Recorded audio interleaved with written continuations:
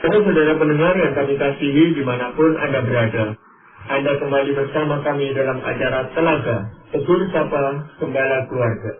Saya Gunawan Santoso dari Lembaga Bina Keluarga Kristen akan berbincang-bincang dengan Bapak Pendeta Dr. Paul Gunadi. Beliau adalah seorang pakar dalam bidang konseling. Perbincangan kami kali ini tentang menghadapi kematian anak bayi. Kami percaya acara ini pasti bermanfaat bagi kita sekalian, dan dari studio kami mengucapkan selamat mengikuti. Kematian memang bisa terjadi pada siapa saja, Pak Paul, ya. Jadi bisa orang yang sudah lanjut usia, tetapi juga bisa anak bayi yang meninggal gitu, Pak Paul, ya. Bahkan sebelum dilahirkan, artinya meninggal di dalam kandungan pun bisa terjadi hal seperti itu. Tetapi bagi keluarga yang memang sudah lama mendambakan kehadiran anak, hal yang seperti ini kan tentu memberikan pukulan yang dahsyat sekali gitu, Pak.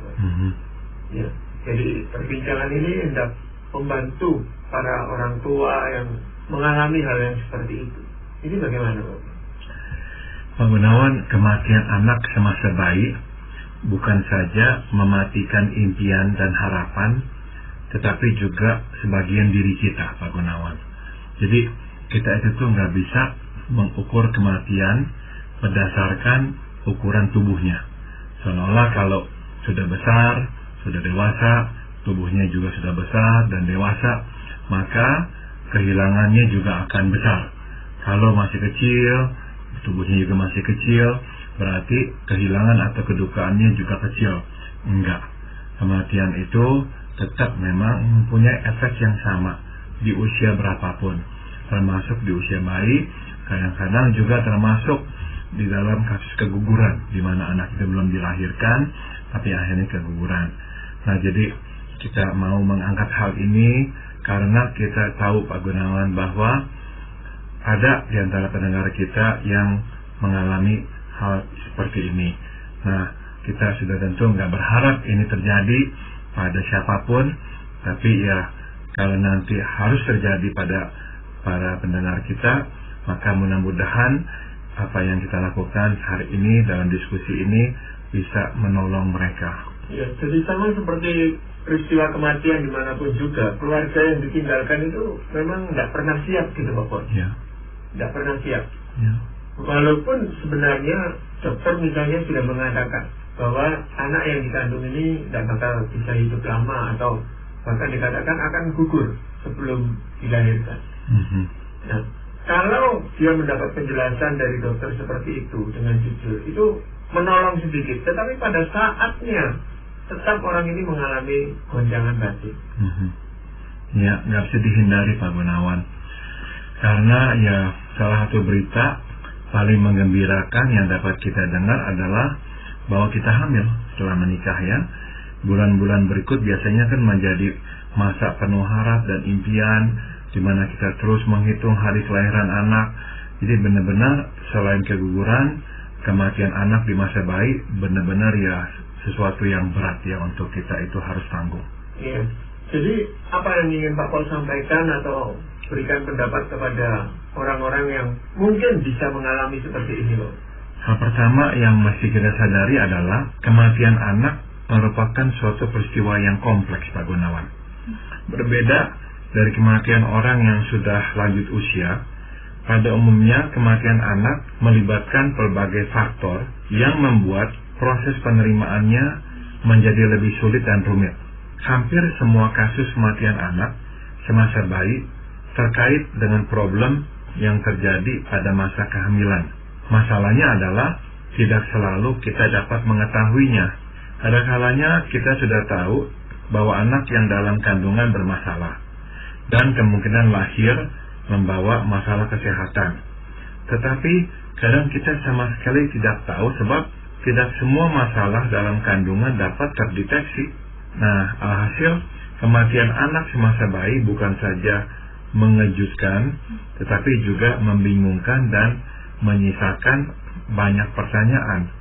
Nah, di samping pertanyaan yang sudah tentu tidak mudah dijawab, satu hal lagi yang seringkali menandai reaksi orang tua yang kehilangan anak semasa bayi adalah rasa bersalah, Pak Gunawan. Tidak bisa tidak sebagai orang tua kita bertanya-tanya, apakah ada hal-hal yang seharusnya kita perbuat atau tidak perbuat yang menyebabkan timbulnya masalah pada masa kehamilan. Mungkin kita menyalahkan diri karena terlalu sibuk sehingga tidak mengecekkan kandungan secara teratur. Mungkin kita menyalahkan diri karena aktif berolahraga bahkan hingga di trimester terakhir dan sebagainya. Ketidaktahuan dengan pasti penyebab munculnya masalah pada masa kehamilan membuat proses kedukaan rumit dan sulit, Pak Gunawan. Nah, kalau orang sudah dewasa, punya sakit dan meninggal, kita kan masih bisa menjelaskan.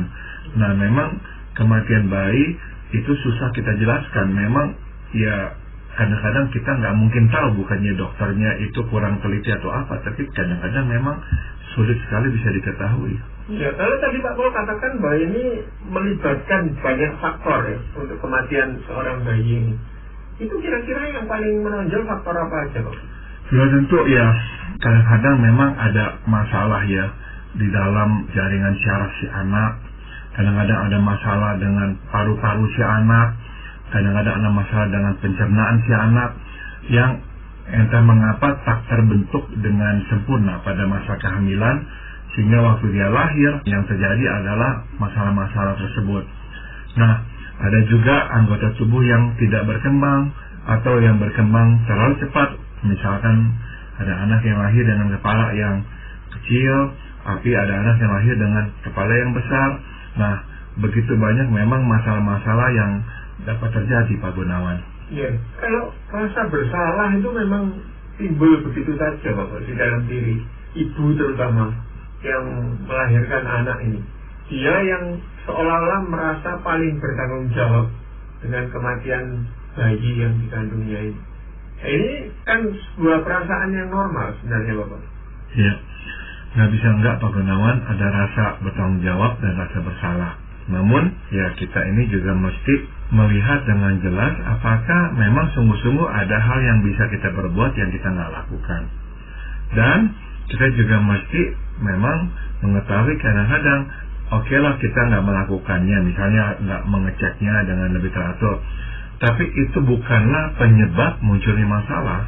Kadang mengecekkannya dengan teratur sekalipun nggak menutup pintu kemungkinan anak kita tetap mempunyai masalah itu. Jadi yang harus kita lakukan adalah jika ada tindakan yang memang kita lakukan yang berdampak buruk pada anak semasa dalam kandungan, ya udah kita akui. Mungkin kita harus meminta maaf kepada pasangan, atau mungkin kepada Tuhan atas kesalahan yang kita perbuat jika memang itulah yang terjadi. Namun pada kenyataannya, sekali lagi saya ingin mengatakan, kita tidak selalu tahu apa yang sesungguhnya terjadi. Proses kehamilan adalah suatu proses perkembangan yang rumit. 1001 hal dapat terjadi dan mempengaruhi perkembangan anak. Selain menjaga kesehatan baik tubuh maupun jiwa, tidak banyak yang dapat kita lakukan untuk memastikan anak lahir sehat walafiat. Kita tidak akan mengerti seluruhnya, Pak Gunawan. Jadi sampai pada satu titik ya, kita masih mengatakan bahwa kita tidak akan tahu secara pasti mengapa anak ini harus meninggal dunia pada usia sedini itu. Kita masih berdamai dengan kenyataan bahwa kalaupun kita dapat mengubah satu atau dua hal pada masa kehamilan, belum tentu dia akan bisa mengubah kenyataan. Belum tentu anak itu akan terus hidup. Belum tentu. Sebagaimana kita tidak dapat memahami mengapa ada anak yang mempunyai kelebihan satu kromosom sehingga mengembangkan Down syndrome, kita pun tidak akan mengerti sepenuhnya mengapa anak kita ini mengembangkan masalah kesehatan lainnya yang begitu serius. Jadi pada suatu titik ya, kita harus berhenti menyalahkan diri atau siapapun dan berdamai. Ya, tapi perasaan itu seringkali timbul secara spontan keluar, Bapak. Kita bukan mau menyalahkan diri atau menyalahkan orang lain, tetapi kadang-kadang entah karena kesedihan, entah karena apa itu muncul masalah seperti itu. Ya, ya ini adalah sekali lagi ya hal yang serius, hal yang berat. Kematian anak, apalagi pada masa dini, sangat sulit, Pak Gunawan. tanggung jawab itu tuh biasanya lebih besar, karena anak itu benar-benar tak berdaya, masih sangat kecil. Jadi kita ini merasa, aduh, saya seharusnya berbuat lebih lagi untuk melindunginya sehingga dia tidak harus menderita seperti itu. Nah, jadi saya mengerti memang rasa bersalah dan rasa bertanggung jawab biasanya sangat kuat. Ya, jadi untuk sampai pada berdamai atau menerima kenyataan seperti itu butuh waktu yang cukup lama gitu sebenarnya, Pak. Betul, Pak Gunawan. Sudah tentu kalau hubungan dengan suami istri itu baik, itu akan memudahkannya si ibu misalnya menjalani proses kedukaan tersebut dan menyelesaikannya. Kalau hubungan dengan suami istri tidak baik, nah ini akan memperumit masalah, Pak Gunawan. Biasanya kalau hubungan suami istri tidak baik, lebih banyak pertengkaran, lebih banyak penyalahan dan sebagainya. Nah, hal yang lain yang bisa kita lakukan apa, Pak? Hal kedua yang harus kita sadari adalah berduka akibat kehilangan anak pada masa bayi tidak mengenal batas waktu. Itu tidak berarti ya bahwa kita akan terus meratapi kematiannya seumur hidup. Dengan berjalannya waktu, kesedihan akan berkurang dan kita lebih siap untuk melanjutkan hidup. Berduka akibat kehilangan anak pada masa bayi tidak mengenal batas waktu, dalam artian sampai kapanpun, Pak Gunawan, kita akan terus mengingat anak itu. Pada setiap hari ulang tahunnya, kita akan memikirkan kira-kira seperti apakah dia kini jika dia terus hidup.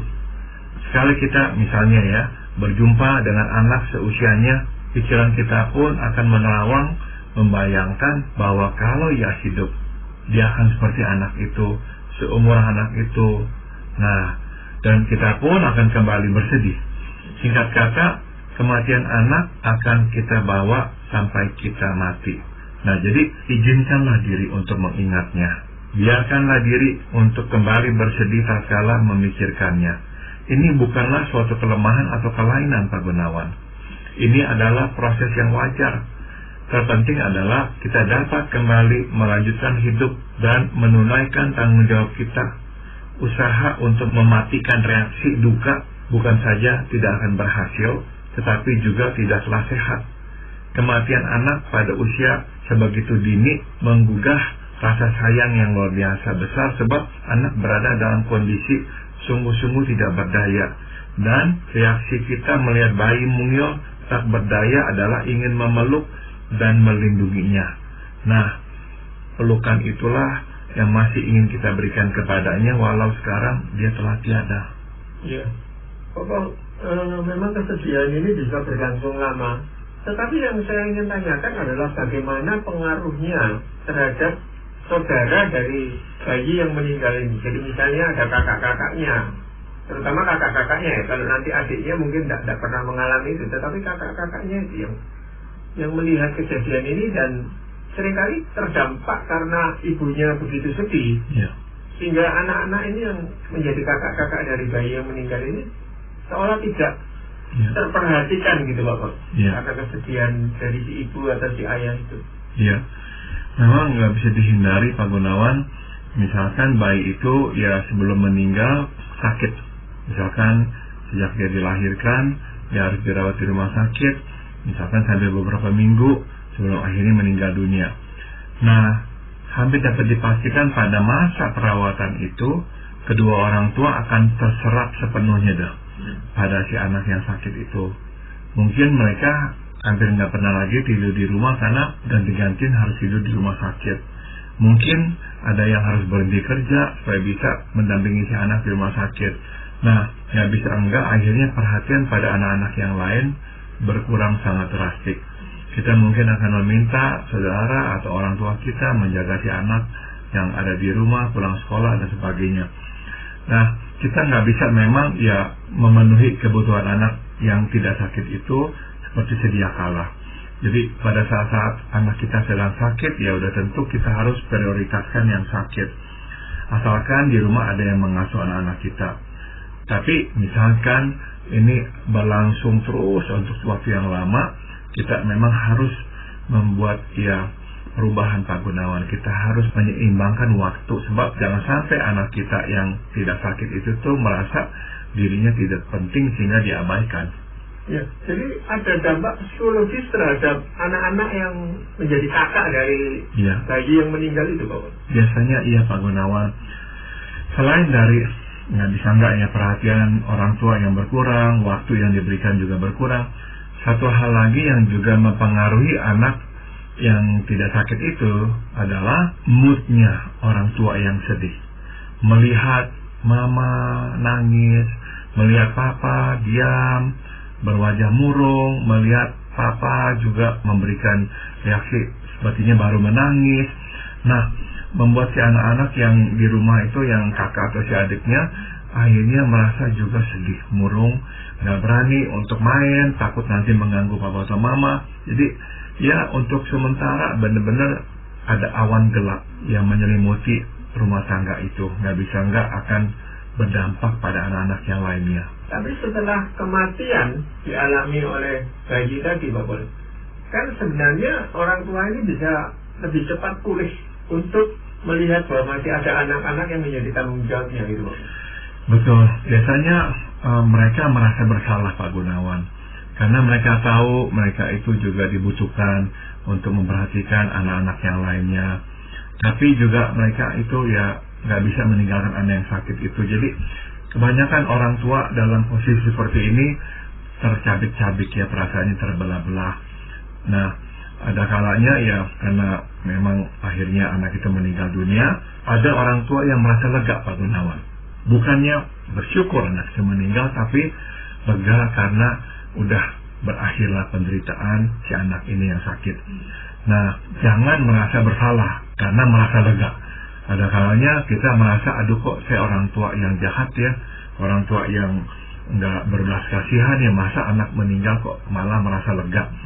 Tapi ya memang itu hal yang normal, karena kita telah menjalani kesusahan penderitaan si anak yang begitu panjang.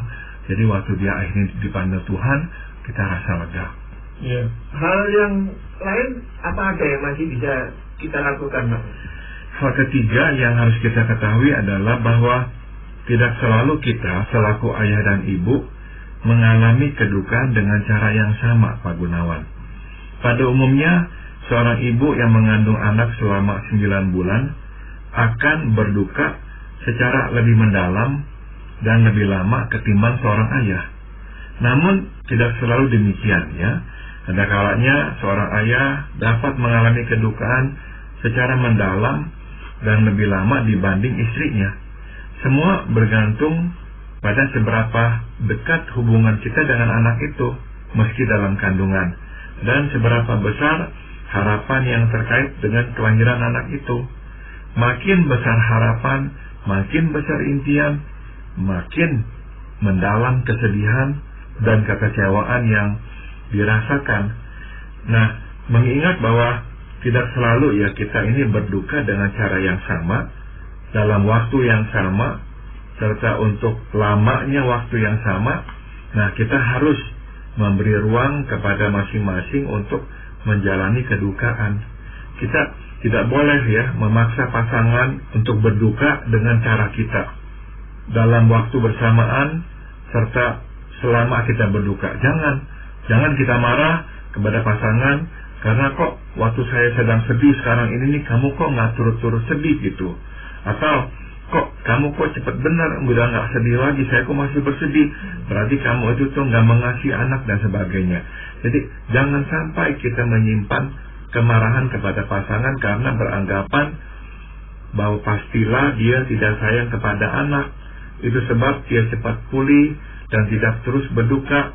Atau kebalikannya, jangan sampai kita marah kepada pasangan karena dia tidak kunjung pulih dan terus berduka.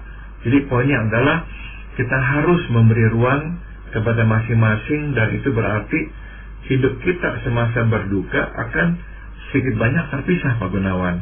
Jika sebelumnya kita berbagi hampir di setiap ruang kehidupan, sekarang tidak bisa. Kita harus merelakan diri untuk sendiri, dan merelakan pasangan juga untuk sendiri. Terpenting adalah kita tidak memutuskan tali kasih dan persahabatan. Secara berkala, berbagilah duka atau ingatan tentang anak, dan tetaplah menjalankan aktivitas kehidupan bersama. Berbagilah senyum dan canda di dalam ruang kehidupan bersama yang lain itu, dan ingatkan satu sama lain bahwa bukan saja kita tetap mengasihinya, kita pun bertambah mengasihinya setelah melewati fase yang sulit ini. Ya. Kalau pasangan suami istri itu mengalami proses pemulihan yang hampir katakan sama atau seimbang, itu mungkin masih lebih mudah gitu Bapak. Sama-sama pada waktu sedih ya mereka bersama-sama sedih, tetapi pada waktu sudah pulih ya mereka juga bersama-sama bisa pulih gitu. Tetapi yang seringkali terjadi juga tidak seimbang gitu Bapak. Ada yang si suami lebih cepat bisa mengatasi rasa sedihnya, tetapi istrinya masih belum. Nah, kalau hal itu terjadi Bapak ya, lalu si suami kan sebenarnya sudah tidak mau lagi membicarakan tentang kematian anaknya ini, tetapi si istri karena masih dalam suasana duka itu tadi, terus mau membicarakan tentang kematian anaknya. Tapi itu menambah kesedihan lagi kalau dibicarakan. Nah, seringkali si suami mengatakan tidak usah dibicarakan terus-menerus hal itu, tapi salah lagi jadinya pengertiannya. Betul Pak Gunawan. Jadi kita memang harus mengerti dan menerima bahwa kita nggak berduka dengan cara yang sama ya. Dan biasanya ibu menderita lebih panjang karena dia mengandung si anak selama 9 bulan. Jadi jangan sampai kita itu tuh memarahi pasangan karena kok masih terus berduka. Beri dia waktu, sebab nanti dengan sendirinya perlahan-lahan dia akan bangkit Pak Gunawan. Juga jangan menuntut pasangan untuk melakukan tugas-tugasnya seperti sedia kala. Untuk satu jangka waktu besar kemungkinan dia tidak akan melakukan banyak hal Pak Gunawan. Misalnya dia nggak masak lagi, ya dia nggak melayani lagi dan sebagainya. Nah, kita harus mengerti dan menoleransi hal itu. Tapi si suami ini juga kepingin mengangkat istrinya supaya dia lebih cepat pulih gitu Pak Pun. Ya. Nah, daripada memang kita misalnya memarahinya atau menegurnya, kita katakan saja bahwa saya akan terus berdoa dan kita akan terus berdoa memohon pemulihan dari Tuhan. Jadi jadikan kesedihan istri sebagai kesedihan kita pula, dan kita mau bawa kedukaan kita bersama itu kepada Tuhan supaya Tuhan memulihkan. Jadi kita memang enggak menyalahkan istri kita ya, oh kenapa kok masih terus bersedih, tapi kita jadikan kesedihannya dia kesedihan bersama, dan kita bawa kepada Tuhan bersama-sama pula. Ya, jadi masih ada langkah lain yang bisa kita lakukan sebenarnya Bapak. Yang keempat dan terakhir adalah kita mesti membingkai kematian anak semasa bayi dalam bingkai kehendak dan rencana Tuhan. Dalam menghadapi peristiwa ini, salah satu pertanyaan yang kerap muncul adalah, jika Tuhan berniat mengambilnya pada usia sedini itu, mengapakah Ia memberikannya kehidupan sama sekali? Bukankah terlebih baik bila Dia tidak mengaruniakannya kepada kita sama sekali? Nah, ini pertanyaan yang saya kira logis ya. Jadi selain reaksi bingung karena ketidakmengertian, biasanya reaksi lain yang muncul adalah marah Pak Gunawan, karena merasa dipermainkan oleh Tuhan. Ia memberi harapan dan impian, tapi kemudian merampasnya. Bingung dan marah adalah dua reaksi yang umum kita rasakan menghadapi hal ini. Nah, ada dua jawaban yang dapat saya berikan Pak Gunawan terhadap pertanyaan rohani ini. Pertama ya, Tuhan mengaruniakan anak untuk kemudian mengambilnya secepat itu karena Ia memiliki rencana atas hidup kita. Dan rencananya itu melibatkan kelahiran dan kematian anak di usia bayi. Mungkin kita tidak akan tahu apa rencana Tuhan itu, tetapi yang pasti adalah Ia mempunyai rencana atas hidup kita. Pemberian dan kematian anak adalah bagian dari rencananya untuk kita. Nah, yang kedua adalah jawaban saya terhadap pertanyaan, kok Tuhan ambil anak kita di usia sedini itu? Nah, Tuhan mengaruniakan anak kepada kita untuk kemudian mengambilnya secepat itu adalah karena Ia mempunyai rencana atas hidup anak itu. Saya jelaskan ya. kita tahu bahwa ada kehidupan surgawi bagi semua orang percaya, termasuk di dalamnya anak-anak kecil. Nah, kita semua akan pulang ke rumah Bapa di sorga, dan nanti Ia akan mempercayakan tugas kepada kita. Nah, Tuhan membawa pulang anak kita sebab Ia mempunyai rencana atas hidup anak kita di sorga, bukan di dunia saat ini, bukan. Jadi anak kita itu tuh tidak hilang setelah meninggal. Meskipun dia baik, dia sudah ada dalam kehidupan dan akan terus ada di dalam kehidupan, bukan di dunia tetapi di sorga. Jadi kendati berat, lihatlah kematian anak di usia bayi dari lensa Tuhan, bukan kita. Tuhan memiliki rencana baik atas hidup kita maupun hidup anak kita. Sesuai dengan perkataan Tuhan di Mazmur 16 ayat 8, aku senantiasa memandang kepada Tuhan, karena Ia berdiri di sebelah kananku, aku tidak akan goyah. Nah, jadi pandanglah Tuhan, teruslah berdiri di samping Tuhan, supaya kita tidak goyah menghadapi kematian anak di usia bayi. Ya, ini memang sesuatu yang menyangkut kerohanian seseorang gitu Pak Paul ya. Kadang-kadang ada orang yang bisa melihat peristiwa ini dari kacamata Tuhan, dari lensa Tuhan, tetapi ada juga yang sebaliknya, menganggap bahwa Tuhan itu merencanakan sesuatu yang buruk kepada mereka. Padahal kita tahu bahwa Tuhan tidak pernah merencanakan sesuatu yang buruk. Ya. Kematian memang sudah menjadi bagian hidup manusia sejak manusia berdosa. Tapi kita tahu di dalam Tuhan kematian hanyalah jembatan menghantar kita ke rumah Bapa di sorga. Jadi kita mesti juga melihatnya sama suatu anak kita yang masih bayi meninggal dunia, bahwa Tuhan menggunakan kematian membawanya masuk ke dalam rumahnya di sorga. Jadi sangat penting kita itu hidup dekat dengan Tuhan supaya kita bisa dalam kondisi seperti ini bisa melihat peristiwa itu dari kacamata Tuhan dan bukan dari kacamata kita sendiri. Betul. Terima kasih Pak Paul untuk perbincangan ini.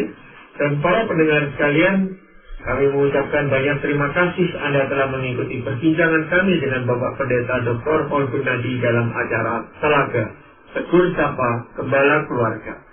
Kami baru saja berbincang-bincang tentang menghadapi kematian anak bayi. Bagi Anda yang berminat untuk mengetahui lebih lanjut mengenai acara ini, silakan menghubungi kami lewat surat.